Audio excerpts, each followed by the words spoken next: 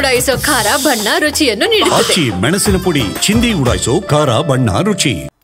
ರೈತರಿಗೆ ಎರಡ ಸಂಕಷ್ಟಗಳು. ಮಳೆ ಇದ್ರೆ ಬೆಳೆ ಬರಲ್ಲ, ಬೆಳೆ ಬಂದ್ರೆ ಬೆಲೆ ಇರಲ್ಲ. ಈ ಸಾರಿ ದಾಳಿಂಬೆ ಬೆಳೆ ಲಾಭದ ನಿರೀಕ್ಷೆಯಲ್ಲಿದ್ದಂತ ಚಿಕ್ಕಬಳ್ಳಾಪುರ ರೈತರಿಗೆ ರೋಗದ ಬಾಧೆ ಕಾಡ್ತಾ ಇದೆ. ಆದರೆ ಇದರ ಮಧ್ಯೆ ರೈತನೊಬ್ಬನ ನಸೀಬು ಖುಲಾಯಿಸಿದೆ.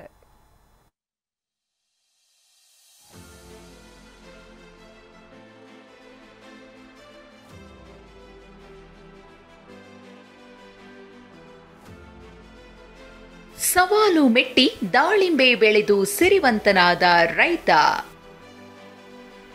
ಖುಲಾಯಿಸಿದ ಲಕ್, ಲಕ್ಷಕ್ಕೆ ದಾಳಿಂಬೆ ಸೇಲ್. ಹಸಿರೆಲೆಗಳ ನಡುವೆ ಕೆಂಪನೆಯ ಬಣ್ಣ. ಗಿಡದಲ್ಲಿ ತೂಗುತ್ತಿರುವ ಹಣ್ಣು ನೋಡ್ತಿದ್ರೆ ಹಸಿದವರ ಹೊಟ್ಟೆ ತುಂಬುತ್ತೆ. ಸಂಪದ್ಭರಿತ ದಾಳಿಂಬೆ ಬೆಳೆದಿರುವುದನ್ನ ಸಂಭ್ರಮದಿಂದ ಹೇಳಿಕೊಳ್ತಿದ್ದಾರೆ ರೈತ ಬಯ್ಯಪ್ಪ. ಚಿಕ್ಕಬಳ್ಳಾಪುರದಲ್ಲಿ ಸಾವಿರಾರು ಹೆಕ್ಟೇರ್ನಲ್ಲಿ ದಾಳಿಂಬೆ ಬೆಳೆಯಲಾಗುತ್ತೆ. ಉತ್ತಮ ಗುಣಮಟ್ಟದ ದಾಳಿಂಬೆ ಇಲ್ಲಿಂದ ದೇಶ ವಿದೇಶಗಳಿಗೆ ರಫ್ತಾಗುತ್ತೆ.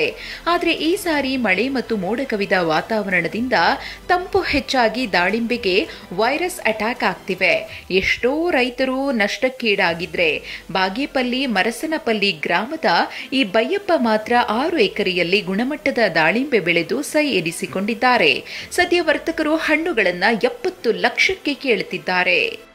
ಸೈಜ್ ಮಾತ್ರ 250ರಿಂದ ಹಿಡಿದು 500 ಗ್ರಾಮ್ ಗಂಟ ನಮ್ಮ ತೋಟದಲ್ಲೇ ಕಾಯಿ ಸೈಜ್ ಇದೆ.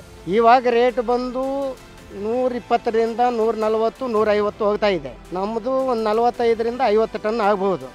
ಒಂದು 70 ಲಕ್ಷ ನಮಗೆ ಈ ಸಲ ಸಿಗ್ಬಹುದು. ಹಿಂದಿನ ವರ್ಷ ನಾವು 50 ಲಕ್ಷ ಕೊಟ್ಟಿದ್ದೀವಿ.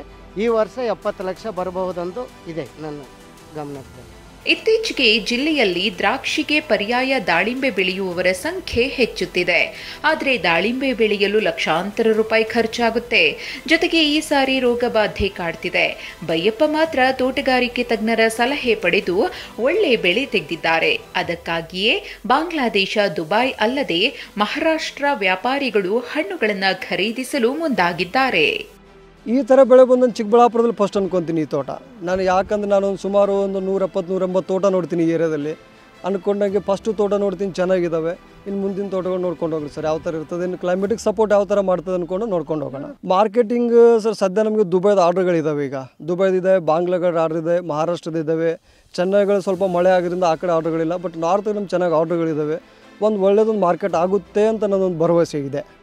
ಅವಿರತ ಶ್ರಮ ಮತ್ತು ತಜ್ಞರ ಮಾರ್ಗದರ್ಶನದಲ್ಲಿ ದಾಳಿಂಬೆ ಬೆಳೆದ ಬಯ್ಯಪ್ಪ ಲಾಭ ಕಂಡಿದ್ದಾರೆ. ಭೀಮಪ್ಪ ಪಾಟೀಲ್, TV9 ಚಿಕ್ಕಬಳ್ಳಾಪುರ.